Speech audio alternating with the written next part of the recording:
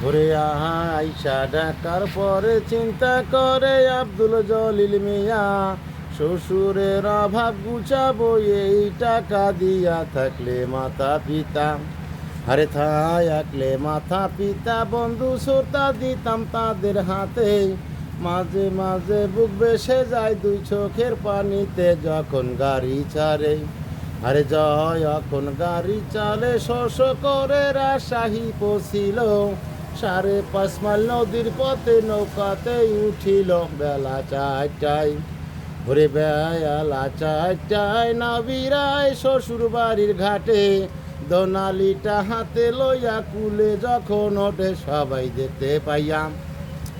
আরে সবাই দেখতে পাইয়া দৌড়াইয়া নদীর ঘাটে আসে, 2 কোলে 2 মাল চাপানা কাঁদে লয় সকলে সবাই দেখতে এলো।